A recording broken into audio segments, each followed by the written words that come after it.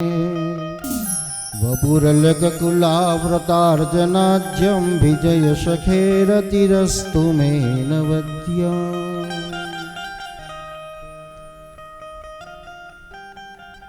मुझे पता है भगवान, मुझे याद है युद्ध भूमि में मैं अर्जुन के ऊपर कैसा तीखा बाण मार रहा था। आपने कैसा अर्जुन का रक्षण किया है। इतना तीव्र बाण मारने के बाद भी आप गुस्से में नहीं आए और मेरी प्रतिज्ञा का रक्षण करने के लिए स्वयं आपने प्रतिज्ञा तोड़ डाली। स्वनिगम अपहाय मद प्रतिज्ञा मम मधुकर तुम अवप्लुतो रथस्थ। हे युग पुरुष, देखो यहां कृष्ण को युग पुरुष का है। समय समय के साथ भगवान ने जो लीला की है, कैसी लीला की है। एक बार भगवान वेणुधर थे तो वेणु को छोड़ दिया और शंखनाद करने लगे। महाभारत के युद्ध में शंखनाद किया। जो अर्जुन का सारथी भी बन जाता है, संधि करने के लिए महाभारत के युद्ध नहीं हो इसलिए संधि दास बनकर भी दुर्योधन को समझाने के लिए जाता है। आज भगवान आप मेरी प्रतिज्ञा का रक्षण करने के लिए आपकी प्रतिज्ञा तोड़ डाली और हाथ में सुदर्शन की जगह रथ का पैड़ा लेकर मेरे सामने दौड़कर आ रहे ऐसे युग पुरुष में मेरा मन रहा करो। आज मुझे आपकी एक लीला याद आती है। भगवान सोच रहे कि ऐसे कौन सा होगा जो मृत्यु के समय में याद कर रहे हैं। बताइए। मुनिगण अनुभवर्य संकुलन्ते सदस्य युधिष्ठिर राजसूयेशा।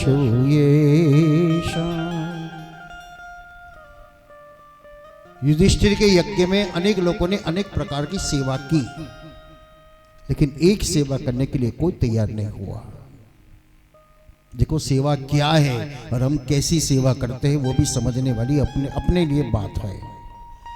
फोटो पढ़ने वाली हो तो सब हाथ में झाड़ू ले लेता है क्योंकि फोटो पड़ेगी, लेकिन फोटो पढ़ने वाली नहीं है तो कोई नहीं उठाएगा।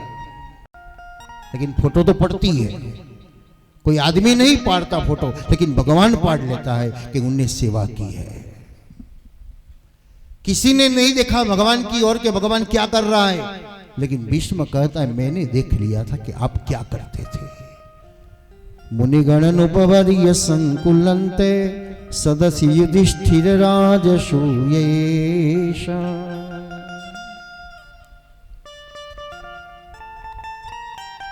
जब युधिष्ठिर ने आपको भोजन करने के लिए बुलाए तो आपने क्या कहा था? मैं संध्या वंदन कर रहा था। कौन सी आपकी संध्या थी? कैसी संध्या कर रहे थे आप? भगवान हंस गए। बताइए आप, मैं कौन सी संध्या कर रहा था? तब विश्व ने कहा क्या कर रहे थे आप? ऋषियों की जूठी पातड़ उठा रहे थे। आप इनको क्या बोला? मैं संध्या कर रहा हूं। सेवस्य साधु पुरुष जहि काम तृष्णा अन्यश्च दोष गुण चिंतन मास भुक्त्वा सेवा कथा रसमहो नितराम पिबत्वम। ये गोकर्ण अपने पिता को कहता है। सेवा में कोई दोष नहीं दिखना चाहिए। ये ऐसा है, ऐसा ऐसा तो अपनी सेवा फलित नहीं होती है। सेवा में केवल भाव ही होना चाहिए। कोई भी हो, कोई जीव हो या पशु पक्षी हो, पेड़ पौधा हो, कोई भी हो, हम इसकी सेवा करते हैं तो अनुभूति हो जाएगी। भगवान ने सेवा कैसे की? ऋषियों की जूठी पाटड़ उठाने की सेवा की है। हम नहीं करते। हम तो कहते 500 रुपया ले लेंगे, दे देंगे, हम आप 2 आदमी रख दो, क्योंकि सेवा की अनुभूति हमको नहीं है। सेवा मा सार छे अपार श्री वल्लभ वर्णी। सेवा मा सार छे अपार। सेवा मा सार छे अपार श्री वल्लभ वर्णी। सेवा मा सार छे अपार। सेवा मा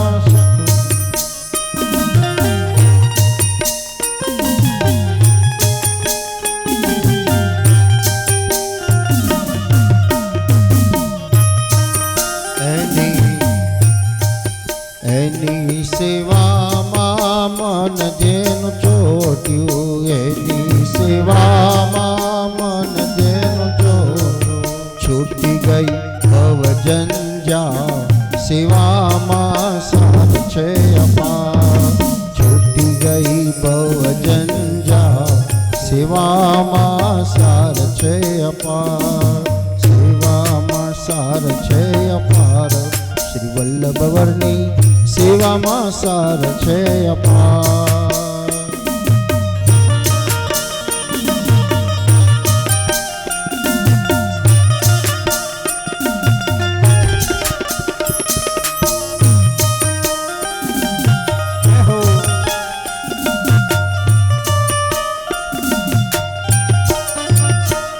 सेवा धर्म कठिन सब जाना रामायण के છે 5-50,000 કે લાખ આપી દિવસ સહેલા છે પણ એનો અવેર કરવો બહુ અઘરો છે પૈસા આયા પછી મન બધાનું બગડી જાય છે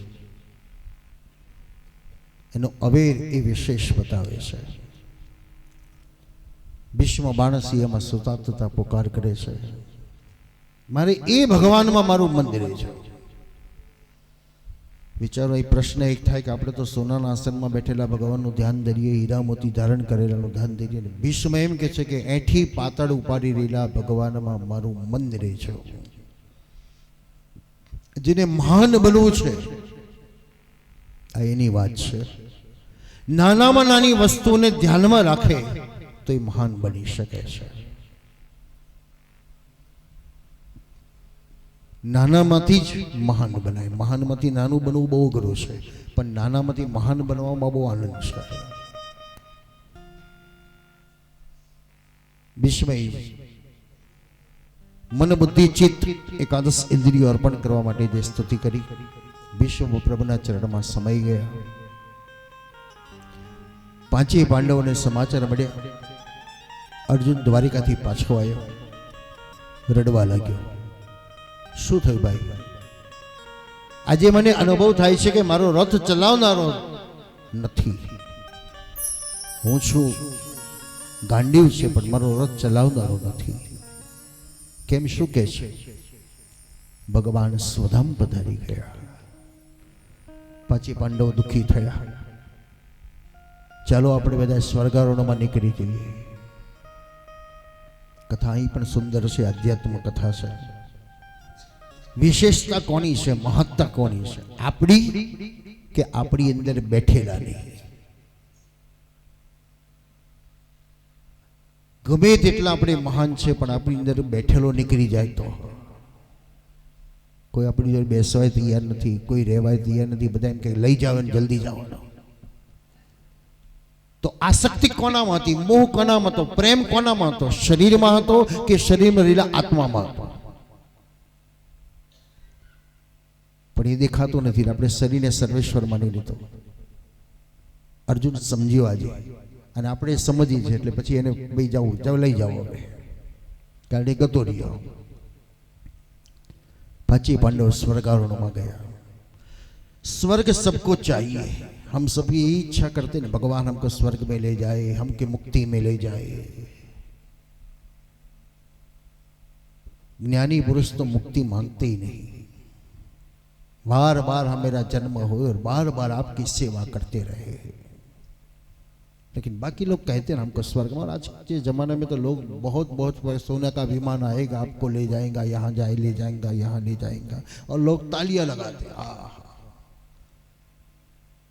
कहाँ स्वर्ग है और कहाँ नरक है वो तो किसी को पता नहीं लेकिन शास्त्र श्रीमद् भागवत ऐसा कह रहा है अत्रैव स्वर्ग नरक इति विख्यात जहां मन को अच्छा लगता है वही स्वर्ग है और जहां मन को अच्छा नहीं लगता वही नरक है शास्त्र में बताया स्वर्ग लेकिन कहां है वो तो किसी ने बताया नहीं अभी तक स्वर्ग में कौन मिलता है स्वर्ग में क्या मिलता है स्वर्ग में परिवार नहीं है स्वर्ग में ये पिज्जा बर्गर मोबाइल ऐसा कुछ नहीं है वहां जाके फिर बोलेंगे भाई हमको ये चाहिए नहीं मिलेगा वहां ये संसार ही सबसे बड़ा स्वर्ग है, जहां मां मिलती है, पिता मिलता है, भाई मिलती है, बहन मिलती है, सब कुछ मिलता है। लेकिन वही स्वर्ग को हम नरक तो हम खुद ही बना देते हैं।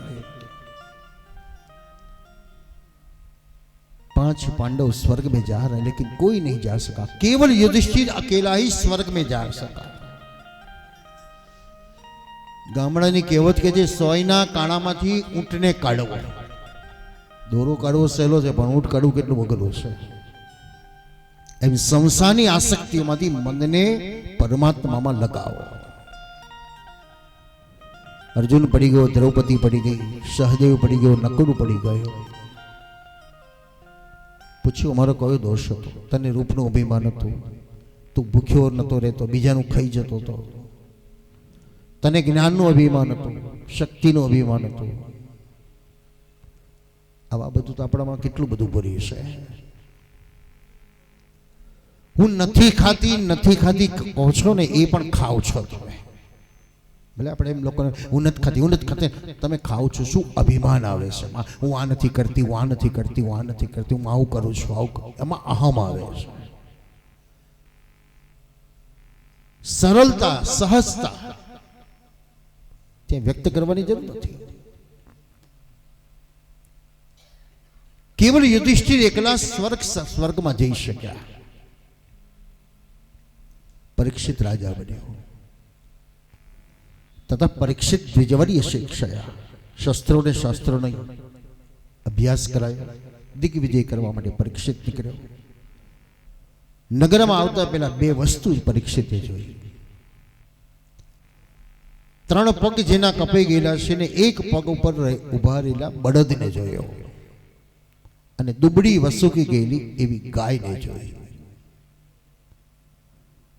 વૈષ્ણવ છેલ્લે દુઃખી થયો। આવો નિર્મય હત્યારો કોણ હશે જેને બળદના 3 પગ કાપી નાખ્યા? આ ગાયને આવી દુબળી કરી નાખી।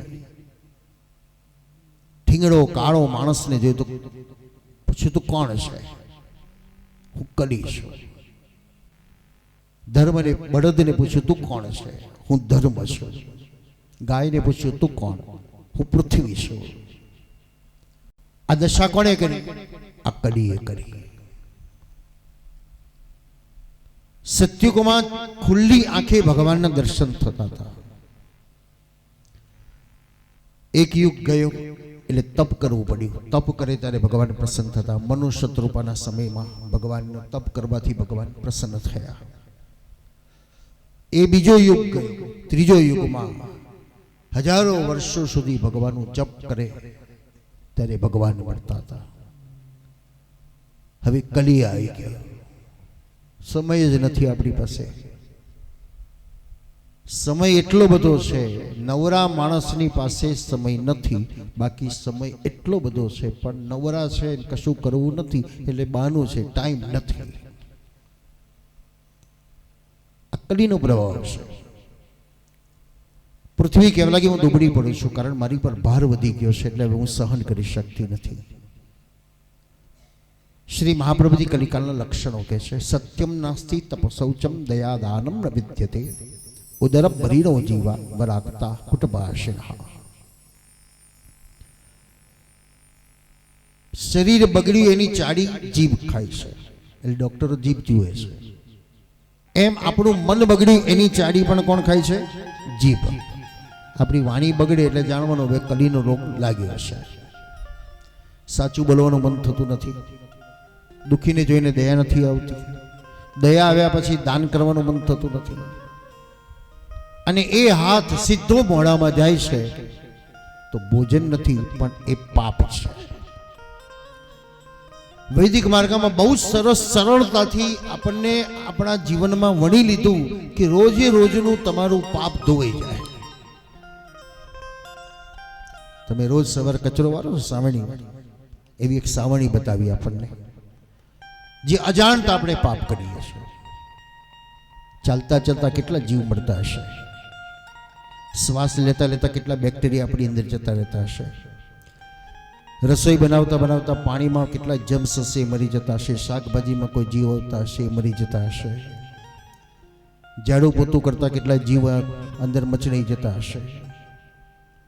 તો આનું શુદ્ધિકરણ માટે વૈદિક માર્ગની અંદર એક સરળ પ્રયોગ પંચયજ્ઞ બતાવ્યો.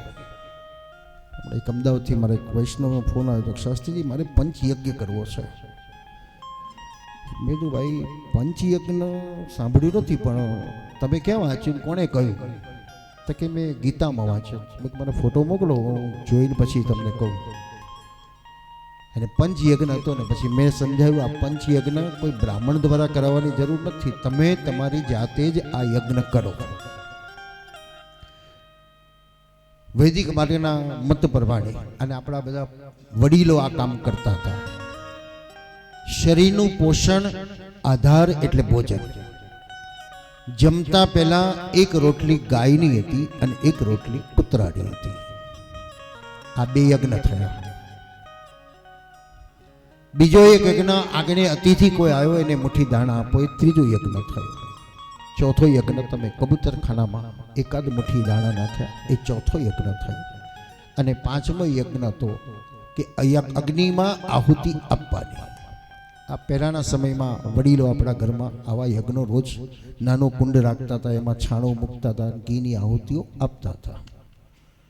હવે આપણે બધું જ ભૂલી ગયા. શહેરોમાં ગયા, હાઈફાઈ બની ગયા.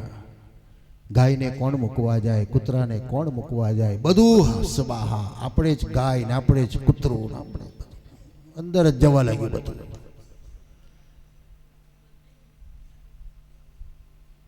વિકટ પરિસ્થિતિ છે, સમયની જે સ્થિતિ આવી છે. અને હવે તો ગાયો જોવાની નહીં મળવાની હોય, તૈયારીઓ થવા લાગી છે. શહેરોમાં તો અદ્રશ્ય થઈ ગઈ છે, ગામડામાંથી પણ હવે ધીરે ધીરે અદ્રશ્ય થશે એવા રૂલ્સ આવ્યા. લોકોનો વિરોધ છે, ભાઈ ગાયો મારે છે, નહીં મારે છે. એટલે ગાયો બિચારી હવે ક્યાં જશે? તો ગૌશાળા સિવાય બીજે ક્યાંય નહીં. કાં તો કસાઈખાને જશે, કાં તો ગૌશાળાઓમાં જશે. સમાજ એટલો નબળો પડતો ગયો છે કે જે ગાયે આપણને જીવનનો આધાર આપ્યો છે, જે ગાયે આપણને સર્વસ્વ આપ્યું છે, એ જ ગાયને આપણે રસ્તે રખડતી મૂકી દઈએ છે. આપણે બધા જ ગૌરવથી એમ કહીએ છીએ કે અમે કૃષ્ણના ભક્તો છીએ, અમે કૃષ્ણના ભક્તો છીએ. તો યાદ તો કરો, કૃષ્ણએ શરમાતો હશે, મારા ભક્તો કેવડાવો છો, પણ જે મેં કામ કર્યું એ તો કોઈ કરતું નથી. આપણને કામ સોંપીને ગયો. મેં ગાયો ચરાવી, તમે મારા હો તો મારા વતીનું કામ કરો. અને ભગવાને કદાચ મને પણ એ નિમિત્ત બનાવ્યો હશે. ભાગવતના ગણાનુવાદ ગાતા ગાતા કે 25 વર્ષ પહેલા એ વિચાર જાગ્યો કે શું કરીએ, અને શું કરતા કરતા ઘણા મંથનો કર્યા, પણ બુદ્ધિ પ્રેરક કૃષ્ણસ્ય અને ભગવાને એવી પ્રેરણા કરી કે ગાયની સેવા કર. પણ ત્યાં પણ એક પ્રશ્ન થયો કે ગાયો તો બધા જ રાખે, કારણ સાંજ પડે 5-50 લીટર દૂધ આવે તો આવક થાય, તો વ્યવસાય નથી કરવો પણ કેવલ સેવા કરવી છે.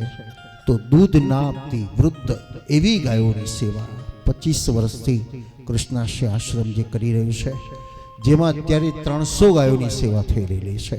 એ બહુ જ મોટું ભગવત કૃપાનું મિશન છે. ચલાવનારો એ કૃષ્ણ છે.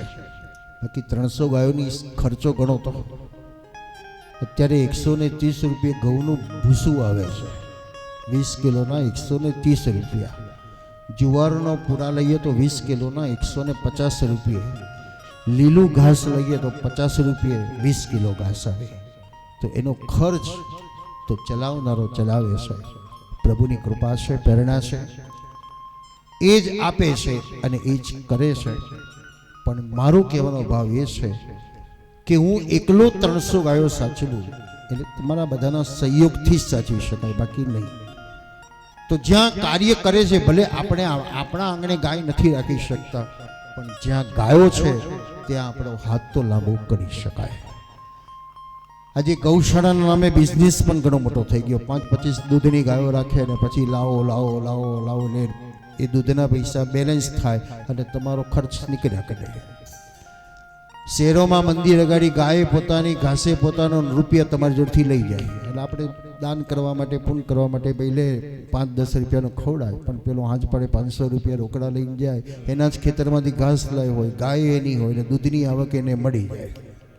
પણ અહીં કેવળ સેવાના પર્પસથી કૃષ્ણાશ્રય આશ્રમ જે સેવા કરી રહ્યો છે, પ્રભુની કૃપા છે.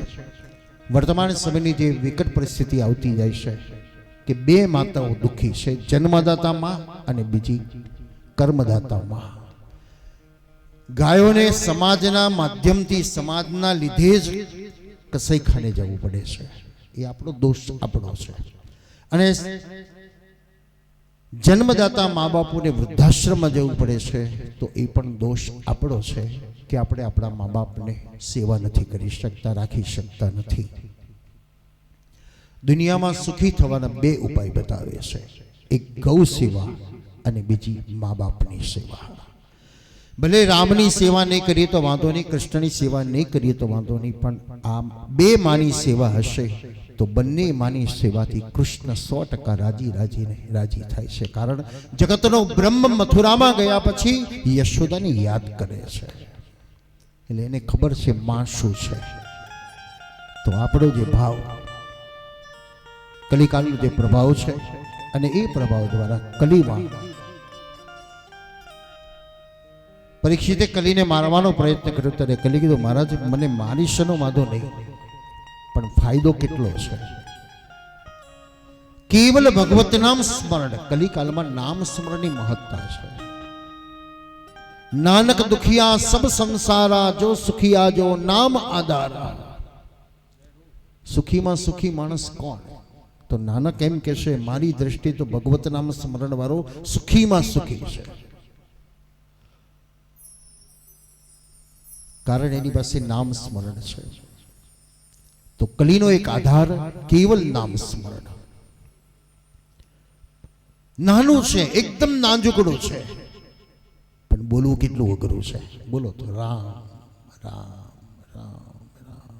પેલો બિચારો ભરાડા પાડતો નહીં, મોટે જ બોલતો, પણ આપણે બધા જીનર તો શ્રી રામ જય રામ જય જય રામ. પેલો ચાવીઓ કોક આપે ને, ભૂટકા ગરું બેસી ગયું છે મારું. સહેલું છે, નાનું છે, પણ બોલી શકાતું નથી. કારણ ખબર છે કે બોલશે તો પેલા અંદર રહેલા દુશ્મનો હોય ને, શત્રુ બધા પકડી રાખે છે. તું જતો રહીશ તો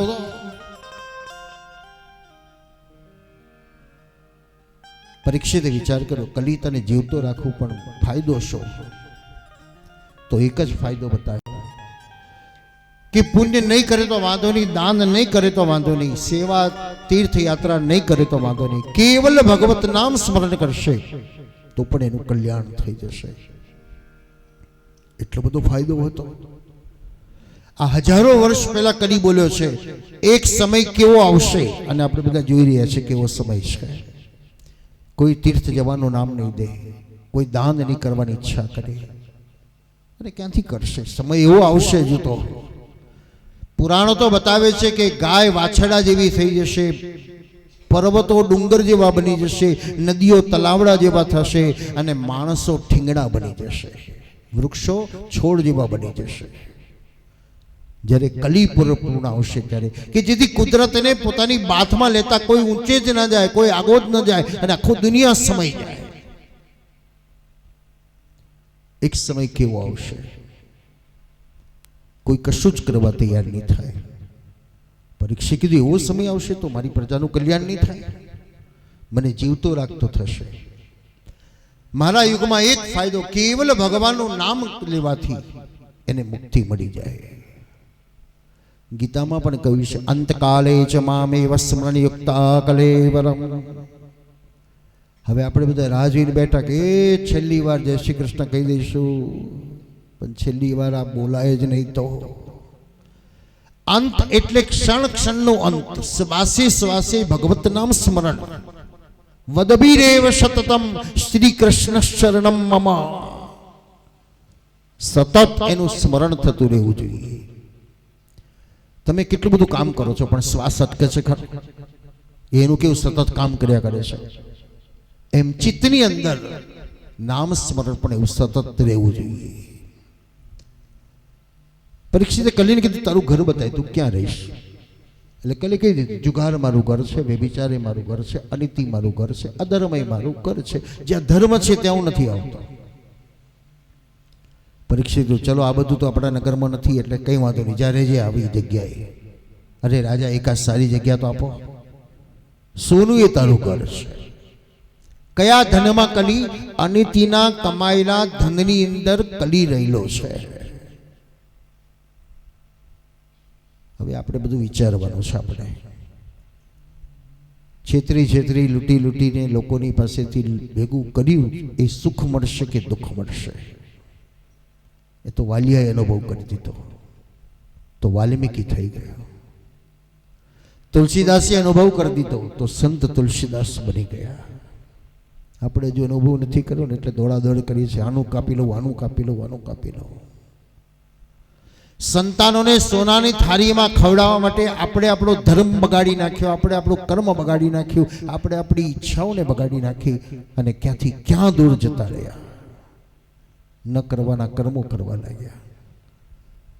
પરિણામ દુઃખના ભાગીદાર આપણે બનીએ છીએ. ભલે એનું નસીબ પ્રમાણે એની જાતે સોનાની થાળી પ્રાપ્ત કરવાનું જ છે, પણ હું મારી નીતિના માર્ગમાં ચાલીશ તો એને સોનાની થાળી મળશે. આપણા પિતાઓને યાદ કરો કે પિતાઓ કેવા સારા કર્મ કર્યા હશે કે એ જમાનામાં ભલે દુઃખ વેઠ્યું, કપડાં ફાટલા પહેર્યા, સાયકલોના ઠેકાણા નહોતા, પણ આજે આપણે ગાડીઓ, સ્કૂટરો ને વિમાનોમાં ફરીએ છીએ.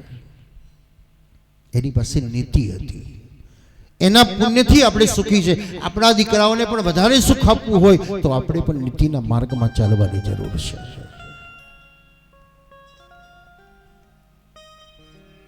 પરીક્ષિત નગરમાં આવ્યો ને પહેલી વાર પટારા જોતા જોતા એક પટારાને તારું મારેલું જોયું. ઓહો, શું હશે આમાં?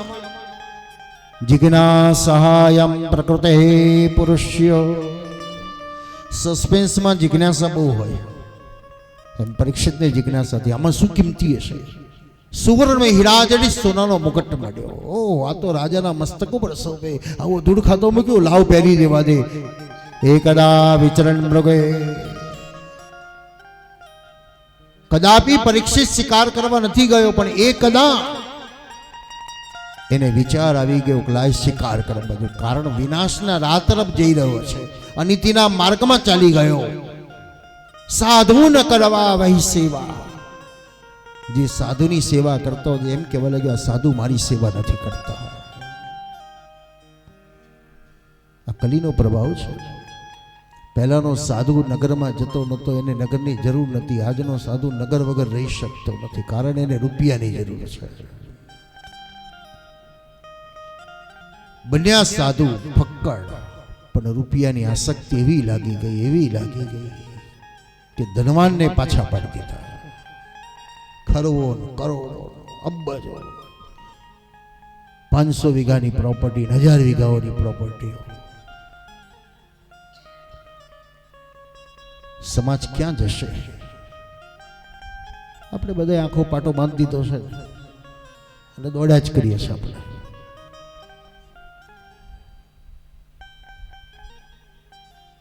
પરીક્ષિત જંગલમાં ગયો, ભૂખ તરસથી વ્યાકુળ બનેલો પરીક્ષિત શ્રમિક ઋષિના આશ્રમમાં ગયો. ઋષિ સમાધિમાં બેઠા છે. પરીક્ષિત જોયા ઋષિ મારું સ્વાગત નથી કરતા.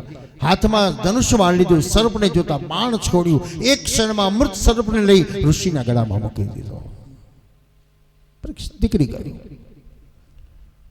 શ્રમિકના પુત્ર શૃંગી આવ્યા, પિતાના ગળામાં અમૃત સર્પ લીધો, ગુસ્સામાં આવીને જળ લઈને શ્રાપ આપ્યો. 7મા દિવસે જેને મારા પિતાના ગળામાં સર્પ મૂક્યો છે એને તક્ષકનો દંશ થશે. આ તક્ષક આપણને બધાને દંશ તો દેવાનો જ છે, એટલે જ આપણે બધા પરીક્ષિત છે. મૃત્યુનો દંશ એટલે તક્ષકનો દંશ એ નિશ્ચિત છે, પણ એ દંશ દે એ પહેલા શું કરી લેવાનું એ પરીક્ષિતે પ્રેક્ટિકલ કરીને આપણને બતાવ્યું. આ 7 દિવસની શ્રીમદ ભાગવત કથા દ્વારા જીવન કેવી રીતે જીવવું અને ભગવાનને કેવી રીતે પામવા. પરીક્ષિતે સમાચાર સાંભળતાની સાથે પરીક્ષિત ભયભીત ન બન્યો. ભૂલ મેં કરી, હું એને સ્વીકારી લઉં છું. સંસારની આસક્તિ, સંસારના માયા, સંસારના પ્રપંચ બધું જ પરીક્ષિત એક ક્ષણમાં છોડી દીધું. સદગુરુને શોધવા નીકળ્યો, એને મોટી ભૂલ કરી હશે. આજે આપણે બધા આવું કરીએ, કોને ગુરુ કરવા, કોને કરવા, હું રાહ જોઉં છું, કોને પછી કોઈ ક્યાંને કરે એટલે ત્યાં પહેરી આવ્યા કંઠી, કોઈ ક્યાંને કરે અહીં પહેરી આવ્યા.